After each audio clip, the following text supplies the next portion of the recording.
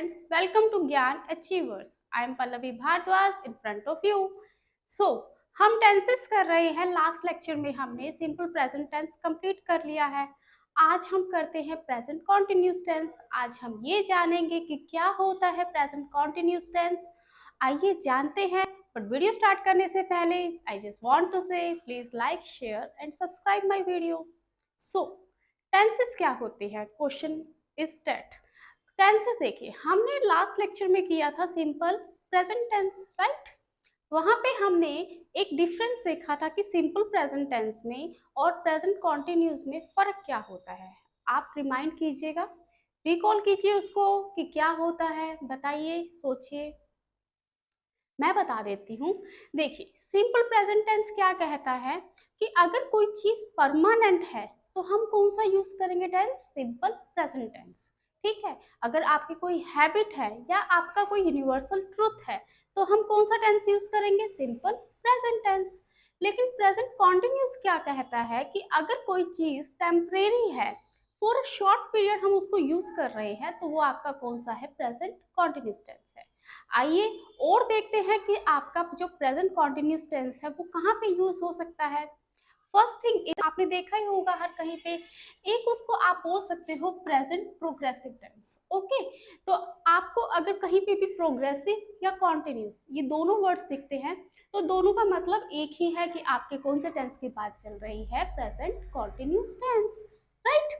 अब देखिए, first question is when to use, कि हम इसको कब यूज करते हैं। देखिए, फर्स्ट मैंने यहाँ पे लिखा है नाउ। नाउ मतलब राइट नाउ, ठीक है।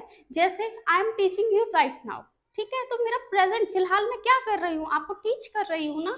तो मैं जब मेरा एग्जैक्टली अभी की टाइमिंग की बात कर रही हूँ कि राइट नाउ मैं क्या कर रही हूँ। राइट नाउ अगर मुझे कोई काम को शो करना है तो मैं कौन से टेंस को यूज करूंगी? Simple present tense, right. यहाँ पे मैंने आपके दो एग्जाम्पल लिए हैं। द बेबी इज स्लीपिंग, जो बच्चा है अभी क्या है? सो रहा है। तो राइट नाउ वो सो रहा है, जो काम राइट नाउ हो रहा है वहां पे हम यूज क्या करेंगे? Present continuous tense, right. Next is it is raining outside, फिलहाल बारिश हो रही है बाहर, ठीक है। कि राइट नाउ क्या हो रही है? बाहर बारिश हो रही है। तो जब आपको ये दिखाना है कि एग्जैक्टली इस टाइम, प्रेजेंट टाइम में हो क्या रहा है, तो उसके लिए आप क्या यूज करोगे? Present continuous tense. तो आई होप मैं आपको जो समझाना चाहती हूँ वो आप समझ गए कि जब मुझे प्रेजेंट सिचुएशन बतानी है कि नाउ, राइट नाउ क्या हो रहा है, तो आप क्या कीजिएगा? Use present continuous tense. Clear है? क्लियर है। नेक्स्ट देखिए, next is around now. Around now, पिछले में भी नाउ है और अराउंड नाउ में भी क्या है? सेम ही है।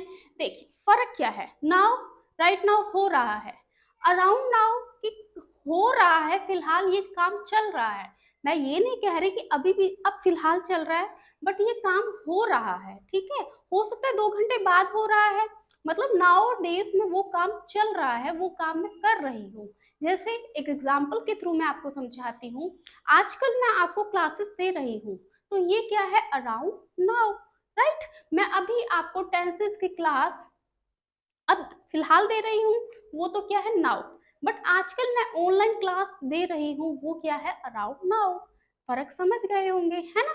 तो यहाँ पे क्या है? अराउंड नाउ में he is writing a book, वो एक बुक लिख रहा है, ठीक है। हो सकता है अभी नहीं कर रहा हो, ठीक है। मैं फिलहाल एग्जैक्टली राइट नाउ की बात नहीं कर रही, बट आजकल वो लिख रहा है, मतलब कुछ दिनों से वो लिख रहा है। तो कुछ टाइम से कोई काम चल रहा है आपका, तो आप कौन सा यूज करोगे?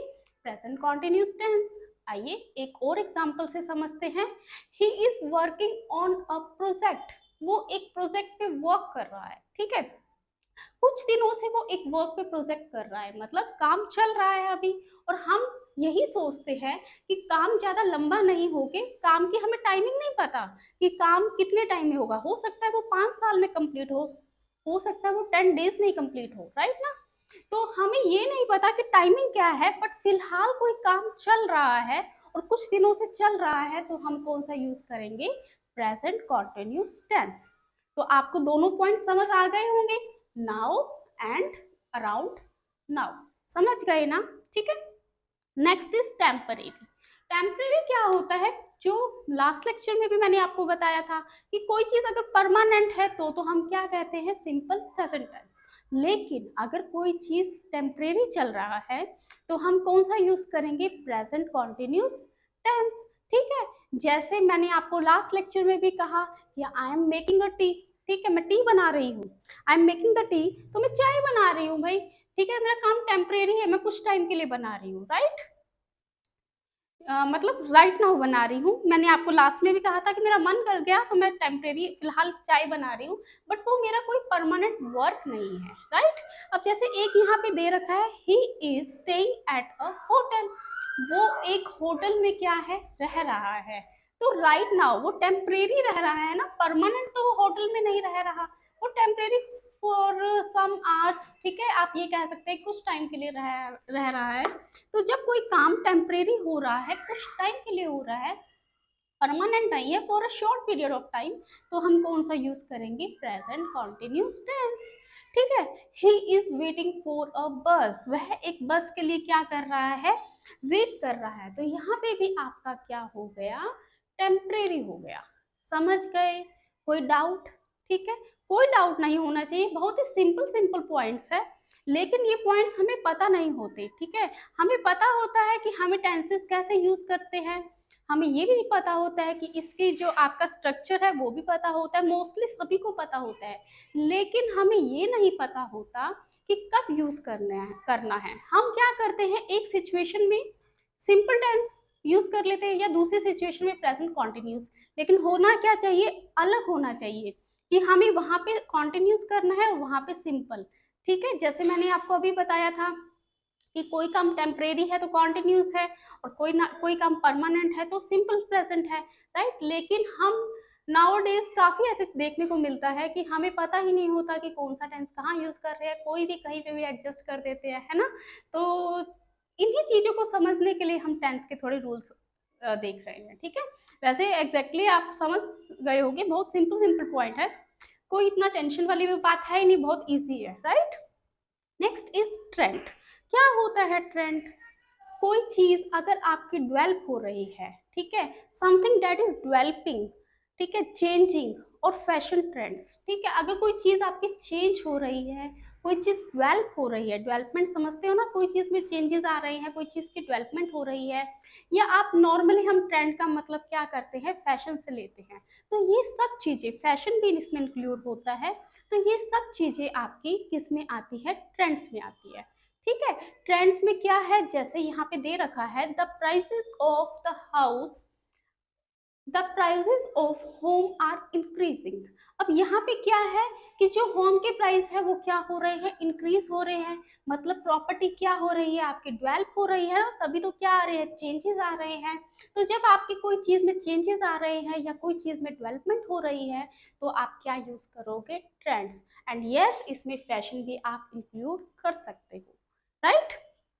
देखिए, चलिए स्टूडेंट्स, अब हम करते हैं कुछ एडवांस रूल्स को। अभी तक हमने क्या किया है, कुछ सिंपल रूल्स किए हैं, अब हम थोड़े एडवांस रूल्स की तरफ मूव करते हैं। मैंने आपको पहले भी कहा है कि हम हमेशा लो लेवल से अपर लेवल तक जाएंगे। हम सबसे पहले सिंपल रूल्स देखेंगे, उसके बाद कुछ एडवांस रूल्स देखते हैं। चलिए, अभी हम एडवांस रूल्स देखते हैं। आपका फर्स्ट एडवांस रूल में क्या है, रिपीटेड एक्शन। जब आपका कोई एक्शन रिपीट होता है तब आप कौन सा यूज करोगे, present continuous tense. I know आपके माइंड में आया होगा कि मैम आपने सिंपल प्रेजेंट में भी कहा है कि आपका जो रिपीटेड एक्शन है, जो आप काम कोई रेगुलर कर रहे हो, जो आपकी रेगुलर की जो आप कहते हो कि जो रेगुलर की आपकी जो वर्किंग है उसके लिए आप सिंपल प्रेजेंट यूज करते हो। आपने तो लास्ट लेक्चर में यही बोला है। स्टूडेंट्स, मैं अभी भी वही कह रही हूँ, ठीक है, कि आपके जो रेगुलर वर्क है, ठीक है, जो आपके रिपीटेड एक्शन है, वो आपके सिंपल प्रेजेंट में भी आते हैं। लेकिन फर्क क्या है, सिंपल प्रेजेंट में भी बोल दिया, प्रेजेंट कॉन्टिन्यूस में भी बोल दिया, फर्क क्या है, फर्क देखिएगा। जो सिंपल प्रेजेंट टेंस में जो आप यूज करते हो वो क्या होते हैं, पॉजिटिव वे में होते हैं। ठीक है, जैसे ही ऑलवेज स्पीक्स द ट्रुथ, वह हमेशा सच बोलता है। तो ये क्या है, हमेशा बोलता है, मतलब उसका रिपीटेड वर्क है ये, ठीक है, रिपीटेड एक्शन है। लेकिन ये एक पॉजिटिव चीज है कि वो क्या बोलता है, ट्रुथ बोलता है, तो ये उसका पॉजिटिविटी हो गई ना। तो जब आपकी पॉजिटिविटी होती है कोई चीज में तो हम क्या यूज करते हैं, simple present tense. On the other hand जब आपकी कोई नेगेटिव चीज को शो कर रहा है, नेगेटिव हैबिट्स भी हो सकते हैं या कोई भी नेगेटिव बात हो सकती है, ठीक है, या आपकी कंप्लेंट्स भी हो सकती है, तो जब आपकी नेगेटिविटी को दिखा रहे हैं, कोई बात, कोई आपकी नेगेटिविटी को शो कर रहा है या कोई कंप्लेंट को मैं शो कर रही हूँ, तो वहां पे आपका कौन सा यूज होगा, प्रेजेंट कॉन्टिन्यूस टेंस। फर्क समझ गए होंगे कि अगर हम कोई चीज को पॉजिटिव वे में ले रहे हैं तो सिंपल प्रेजेंट टेंस, और अगर नेगेटिव वे में ले रहे हैं तो प्रेजेंट कॉन्टिन्यूस टेंस। ठीक है, सिंपल प्रेजेंट का तो मैंने आपको बता दिया, ही ऑलवेज स्पीक्स द ट्रूथ, ये आपके क्या है, पॉजिटिविटी को शो करता है। लेकिन they are always making noise, वो क्या है, हमेशा शोर करते रहते हैं। तो शोर कर रहे हैं, ये आपका क्या है, एक नेगेटिव वे में मैं कह रही हूँ ना, ये एक तरह की कंप्लेंट है। तो जब मैं नेगेटिव वे में कह रही हूँ या आपकी कंप्लेंट कर रही हूँ, तो वहां पे क्या यूज होगा, प्रेजेंट कॉन्टिन्यूस टेंस। ठीक है, तो यहाँ पे मैंने कुछ वर्ड्स लिखे हैं, ऑलवेज, नेवर, समटाइम्स, फ्रिक्वेंटली। ये आपको मैंने सिंपल प्रेजेंट टेंस में भी बताए थे। जब ये वर्ड्स नॉर्मली ये किस में होते हैं, सिंपल प्रेजेंट में होते हैं, ये वर्ड्स हम नॉर्मली उधर यूज करते हैं, लेकिन जब पॉजिटिवली करेंगे तब सिंपल प्रेजेंट में कर लेंगे, और जब कोई चीज की नेगेटिविटी शो करनी है तो हम किस में यूज करेंगे इसको, प्रेजेंट कॉन्टिन्यूस टेंस में। समझ गए होंगे, कोई इतना टफ नहीं है ना, समझ गए ना। बट ये रूल बहुत इंपॉर्टेंट है, ठीक है, थोड़ा सा ध्यान रखिएगा, बहुत काम आने वाला है। ठीक है, अब हमारा अभी तक तो है, हमने किया है व्हेन टू यूज, ठीक है। अब हमारा क्वेश्चन है कि व्हेन नॉट टू यूज, कि अब हमें कब इसको यूज नहीं करना चाहिए। अभी तो हमने ये देखा है कि प्रेजेंट कॉन्टिन्यूस कहाँ कहाँ यूज होगा, अब हम देखेंगे कि कहाँ पे यूज नहीं होगा। देखिएगा, फर्स्ट क्वेश्चन देखिए, अगर कोई चीज परमानेंट है, जैसे यहाँ पे मोस्टली स्टूडेंट्स गलती कर रहे हैं, मैं आपको इवन 3-4 सेकेंड्स का टाइम भी दूंगी अपने अपने आंसर को सोचने के लिए। मैं आपको 2 सेंटेंसेस बताती हूँ, ठीक है, तो पहले आप खुद सोचिएगा कि कौन सा टेंस यूज होगा, फिर आपको मैं बताऊंगी और उसको एक्सप्लेन करूंगी। ठीक है, देखिएगा, 2 सेंटेंसेस है, first one is I am living in Haryana, ठीक है, next is I live in Haryana. बताइएगा दोनों में से कौन सा सही है और कौन सा गलत है, आप बताइए। हम्म, आपको मैं थोड़ा टाइम देती हूँ, सोचिएगा। देखिएगा, I am living in Haryana and I live in Haryana. मैंने आपको लास्ट लेक्चर में बताया था कि अगर कोई चीज परमानेंट है, कि अगर वो मेरी परमानेंट है, ठीक है, तो वहां पे क्या यूज होगा, सिंपल प्रेजेंट टेंस। लेकिन मोस्टली लोग यहीं पे मिस्टेक कर जाते हैं, वो कौन सा यूज कर लेते हैं यहाँ पे, present continuous. So in short मैं आपको ये कहना चाहती हूँ कि कोई चीज अगर परमानेंट है तो हमें कॉन्टिन्यूस नहीं यूज करना, राइट। हमें कौन सा यूज करना है, ये हम यूज नहीं करेंगे, ठीक है, हमें कौन सा यूज करना है, this one is my right answer, ठीक है, आई लिव इन हरियाणा। ठीक है, नेक्स्ट इज, ये आपने, मैंने बता दिया, अब ये तो आपको डेफिनेटली सही बताना चाहिए मुझे, ठीक है, हो सकता है आपने फर्स्ट भी सही बताया होगा, बट अगर वो सही नहीं बताया तो ये आपका आंसर डेफिनेटली सही होना चाहिए। क्या क्वेश्चन है, बताइएगा दोनों में से सही कौन सा है। I am working at ABC company and next is I work at ABC company. बताइए दोनों में से कौन सा सही है, बताइए। Yes, you are right ma'am, second वाला ही ठीक है, क्योंकि मैं एक एबीसी कंपनी में वर्क कर रही हूँ, तो ये भी तो मेरा क्या हो गया, परमानेंट ही हो गया ना। कोई टेम्परेरी वर्क थोड़ी है कि मैं एक दिन के लिए कर रही हूँ या 2 दिन के लिए कर रही हूँ।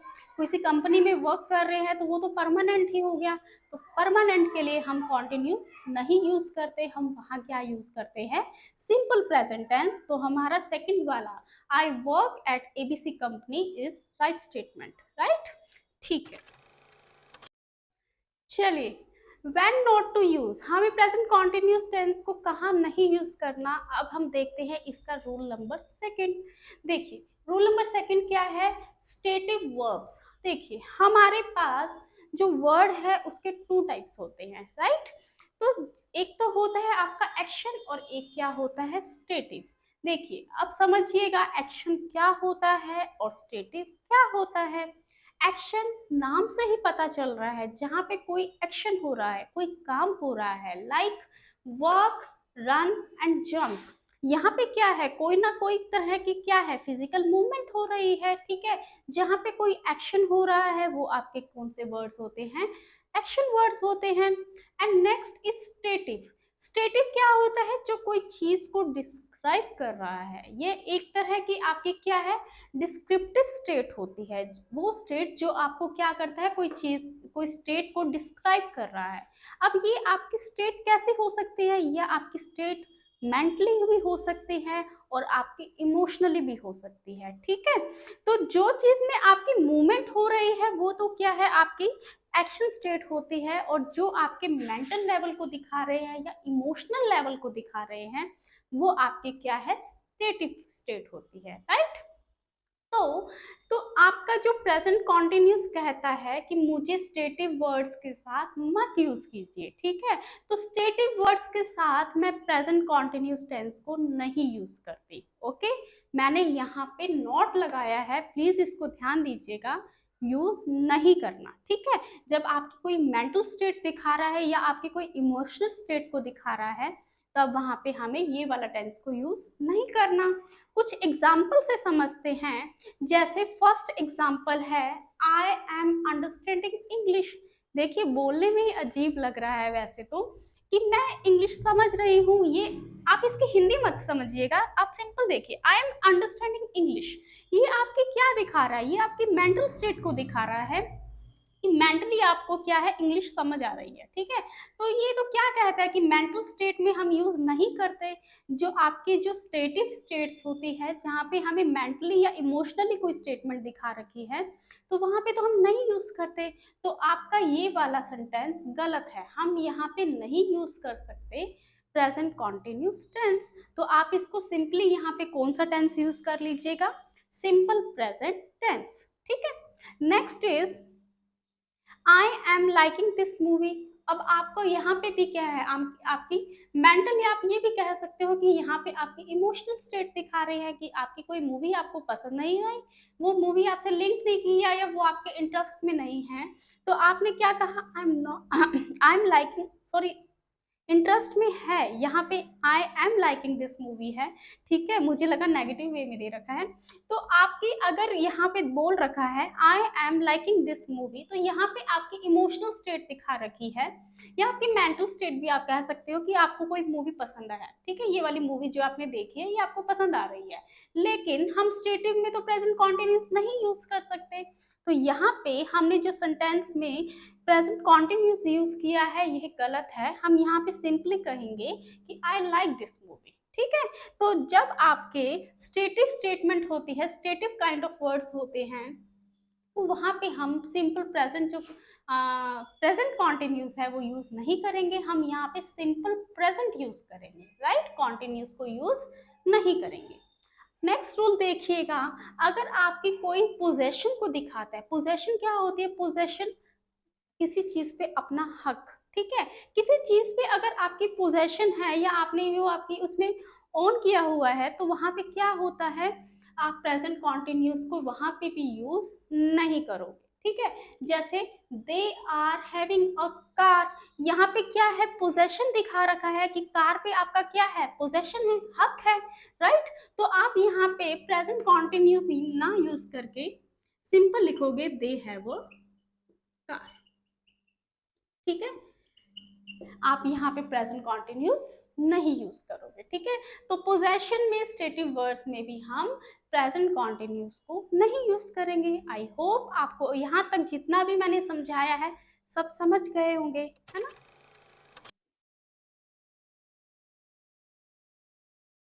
चलिए लेक्चर को थोड़ा और आगे समझते हैं। तो देखिएगा प्रेजेंट, चलिए टेंसेस को थोड़ा सा और समझते हैं और देखते हैं कि और क्या क्या हम नया कुछ समझ सकते हैं इसमें।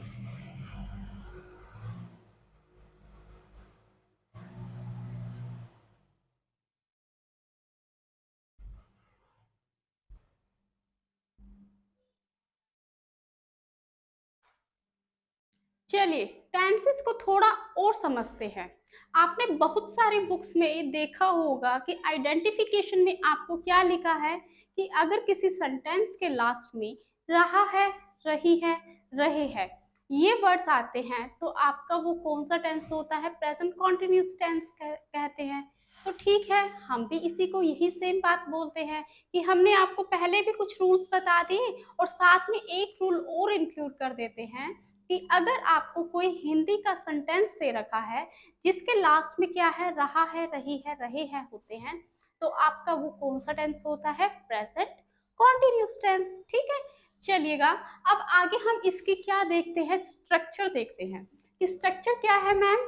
देखिए सबसे पहले क्या आता है आपका? Subject, then is am are, then verb first form plus ING plus object. ठीक है, तो आपका ये क्या है? सिंपल स्ट्रक्चर है। अब क्वेश्चन है कि मैम इस कहाँ लगेगा, एम कहाँ लगेगा और आर कहाँ लगेगा। हो सकता है आपको पता हो, बट फिर भी मैं आपको थोड़ा बता देती हूँ। देखिए मैंने आपकी एक टेबल बना दी है। ठीक है, टेबल बना दी ताकि आपके लिए कंपैरिजन करना इजी हो जाए और आपको बहुत अच्छे से समझ आ जाए। मैंने तीनों सेंटेंसेस ले लिए, पॉजिटिव सेंटेंस, नेगेटिव सेंटेंस और इंटेरोगेटिव या क्वेश्चन वाले सब सेंटेंसेस। ठीक है, देखिए सबसे पहले हम देखते हैं एम। एम कहाँ यूज करेंगे? देखिएगा एम का सिंपल सा फंडा है, जहां पे भी आई आ जाए, आई के साथ क्या यूज होता है? एम यूज होता है। ठीक है, तो आई के साथ क्या होगा? एम। तो आई प्लस इज एम, सब्जेक्ट वो क्या है हमारा? इज है।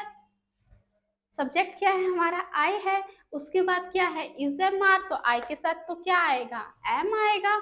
और उसके बाद verb first form plus ING plus object. तो यहाँ पे क्या बना है? I am working. Right, next इसी का ही अगर मैं नेगेटिव लेती हूँ तो आप इसको क्या बोलोगे? I am not working. ठीक है, कुछ नहीं करना कि आपको सिंपल एम के बाद, मतलब अगर नेगेटिव स्ट्रक्चर इसी में देखे तो इज एम आर के बाद क्या लगा दीजिएगा? नोट लगा दीजिएगा, बाकी सारा सेम है। तो आप क्या बोलेंगे? I am not working. बाकी का सारा रूल सेम है, बस एम के बाद क्या आ जाएगा? नोट आ जाएगा। नेक्स्ट इज अगर आपका क्वेश्चन आ जाए, तो अगर आपका क्वेश्चन आ जाए तो आपको क्या करना है? कुछ नहीं करना, सिर्फ एम को आगे ले आइएगा। ठीक है, ये इज एम आर है। अगर स्ट्रक्चर की बात करें तो इज एम आर को पहले ले आइएगा। ये सारी चीज सारी ये एज इट इज आपकी क्या आएगी? स्टार्टिंग में आ जाएगी इज एम आर और उसके बाद स्ट्रक्चर सेम है। लास्ट में आपका क्या है? क्वेश्चन मार्क जरूर लगा देना। मैं यहाँ पे भी लगा दिया मैंने। ठीक है, यहाँ पे आ जाएगा ये। ठीक है, तो आपका अगर इंटेरोगेटिव देखते हैं तो क्या आएगा? Am I working.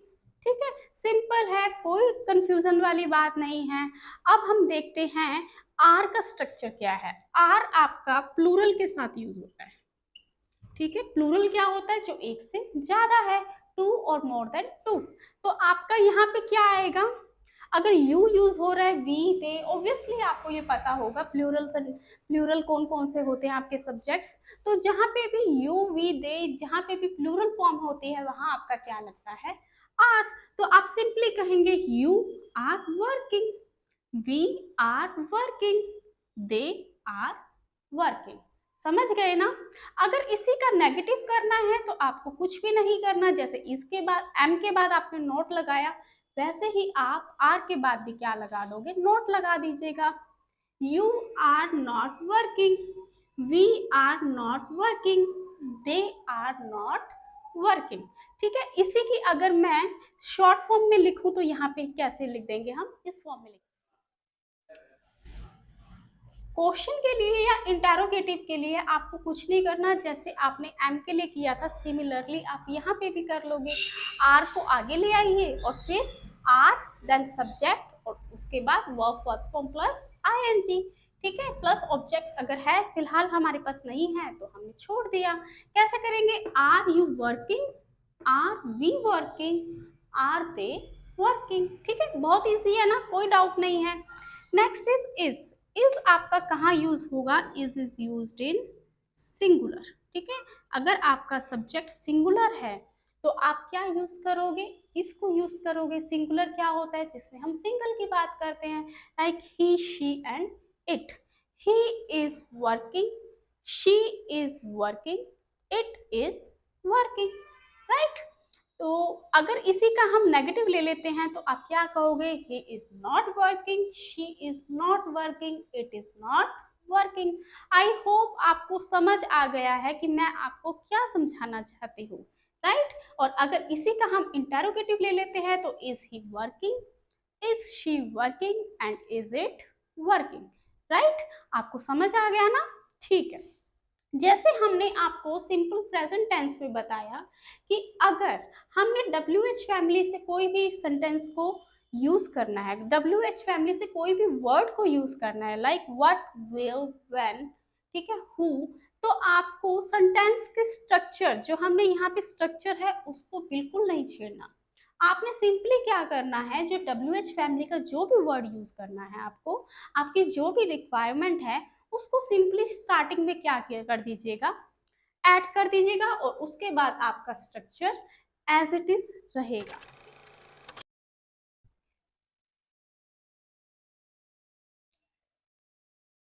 नेक्स्ट देखते हैं कि आप किसी वर्ब को कॉन्ट्रैक्ट फॉर्म में कैसे लिख सकते हो। जैसे अगर मैं कहूँ आई एम, तो आई एम को आप कॉन्ट्रैक्ट फॉर्म में कैसे लिख सकते हैं और कैसे उसका प्रोनाउंसिएशन कर सकते हैं। तो आई एम को आप क्या लिखोगे, I am, right. You are, your, right? We are, we're. They are, their. He is, his. She is, she's. And it is, its. Right? तो आप सिंपली क्या कीजिएगा, आई कॉमा ये एम लगा दीजिएगा, लास्ट के दो वर्ड्स ले लीजिएगा, लास्ट है ना, सिंपल आप क्या कीजिएगा, ये एक है ना, ये वर्ड आप इग्नोर कर दीजिए हर कहीं पे, और उसको simply I comma M, you comma R E, we comma R E, they comma R E, he comma S, she comma S and it comma S. I hope आपको यहाँ तक समझ आ गया होगा। नेक्स्ट देखते हैं। अब हमारे क्वेश्चन है कि देखिए मैम आपने कहा है कि verb first form plus ING, तो ये आईएनजी को कैसे ऐड करना है, नेक्स्ट हम ये देखते हैं। देखिए मोस्टली वर्ब्स में हम सिंपली आईएनजी को लास्ट में ऐड कर देते हैं, ठीक है, मोस्टली यही होता है। जैसे सिंक, सिंक के पीछे आप आईएनजी लगा दीजिए, दैट इज सिंकिंग, ठीक है। ईट, लास्ट में आईएनजी लगा, ठीक है। नेक्स्ट देखते हैं वर्ब एंड विथ ई। अगर कोई वर्ब है जिसके लास्ट में क्या आता है, ई आता है, तो उसमें क्या करना है, आपको सिंपली ई को क्या करना है, ड्रॉप कर देना है, और उसके लास्ट में आईएनजी को ऐड कर देना है। Simply drop E and add ING, like use, E को ड्रॉप कीजिएगा और क्या लगा दीजिए, ई को ड्रॉप करके ING, using, take, E drop and ING at, then it is taking, right. अगर कोई वर्ब आई ई से शुरू होता है, लास्ट में जिसके आई ई आ जाता है, तो आपको क्या करना है, आई ई को ड्रॉप कर दीजिए और आई ई को रिप्लेस कर दीजिए Y plus I N G, right. तो lie, lying, tie, tying, simply आपने आई ई को क्या कर दीजिए, ड्रॉप कर दीजिए, और यहाँ पे Y plus I N G, clear है, ठीक है। अगर आपका कोई वर्ड CVC ऐसे एंड हो रहा है, CVC like consonant, vowel, consonant, पता है ना वोवल्स क्या होते हैं, कॉन्सोनेंट क्या होते हैं, वोवल्स AEIOU, और इनको छोड़ के बाकी सब क्या है, कॉन्सोनेंट है। तो आप सिंपली अगर कोई वर्ड है ऐसे खत्म हो रहा है CVC से, कॉन्सोनेंट, वोवल एंड कॉन्सोनेंट, तो आप डबल कर दोगे, लास्ट का जो भी वर्ड है ना उसको क्या कर दो, डबल कर दो, उस लेटर को, लास्ट के लेटर को, नॉट वर्ड, ठीक है, लास्ट के लेटर को आप क्या कर दीजिएगा, डबल कर दीजिएगा, और उसके बाद क्या लगा दीजिएगा, ING। जैसे क्लैप, अगर मैं क्लैप की बात करूं तो CLAP, एल क्या है आपका कॉन्सोनेंट, ए क्या है आपका वोवल, एंड पी क्या है आपका कॉन्सोनेंट, राइट। तो कॉन्सोनेंट वोवल कॉन्सोनेंट, जब आपका कॉन्सोनेंट वोवल कॉन्सोनेंट की फॉर्म में आ जाता है तो आप क्या लगाइएगा, सिंपली आप लास्ट वर्ड को, ठीक है, सिंपली आप क्या कीजिएगा, इस पी को डबल पी करके और लास्ट में क्या लगा दीजिएगा, I N G, right. Next is sit, sit में भी देखिए क्या है, सिट, सिट, राइट। ये क्या है आपका कॉन्सोनेंट वोवल कॉन्सोनेंट। तो आप क्या कीजिए, इस टी को क्या कर दीजिए, डबल कर दीजिए और आई एन जी ऐड कर दीजिए, तो that is S I double T I N G. Clear है, समझ गए होंगे, कोई डाउट नहीं है, बहुत इजी है, ठीक है। अब अगर कोई आपको क्वेश्चन दे रहा है तो आपको क्वेश्चन के आंसर में पूरा सेंटेंस दोबारा रिपीट करने की जरूरत नहीं है, आप शॉर्ट में भी आंसर दे सकते हो। हाउ, क्या कहना चाहती हूँ, एक एग्जाम्पल से समझते हैं। जैसे अगर आपसे कोई क्वेश्चन पूछे पूछे इज ही वर्किंग लेट, तो आपको ये बोलने की नहीं जरूरत yes he is working late, no, आप सिंपली क्या कहोगे, यस ही इज या no he is not, right. Simply आप इस यस लगा के सब्जेक्ट को आगे और फिर साथ में ये इज लगा दीजिएगा, बात खत्म हो जाती है। कहने का मतलब है कि आपको सेंटेंस दोबारा एज इट इज बोलने की जरूरत नहीं है, ठीक है, रिपीट करने की जरूरत नहीं है, कॉन्ट्रैक्ट फॉर्म में आप यूज कर सकते हो। Next is are you studying, so you need not to say yes I am studying ma'am, no, you just say yes I am या no I am not, right। तो कहने का मतलब है कॉन्ट्रैक्ट फॉर्म को यूज कीजिएगा, short form में use कीजिएगा, एज इट इज सारा सेंटेंस बोलने की जरूरत नहीं है। तो यहाँ पे आपका खत्म होता है प्रेजेंट कॉन्टिन्यूस टेंस। स्टूडेंट्स इसकी आप थोड़ी सी प्रैक्टिस कीजिएगा, अब जैसे जैसे प्रैक्टिस करेंगे आपकी वैसे ही जो सब्जेक्ट पे ग्रिप है वो अच्छी हो जाएगी, ठीक है। यू नो ना कि जितनी प्रैक्टिस करोगे मैटर में वही उतनी अंडरस्टैंडिंग बनती रहेगी और आपका टॉपिक ऑल क्लियर हो जाएगा, राइट। तो आज के लिए इतना बहुत है, मिलते हैं नेक्स्ट वीडियो में एक नई टॉपिक के साथ, तब तक के लिए thank you so much and yes please like share and subscribe my channel, क्योंकि यू नो सब्सक्राइबर्स बहुत जरूरी है, ठीक है। तो सपोर्ट करते रहिएगा, आपका सपोर्ट बहुत जरूरी है। Thank you so much and have a nice day.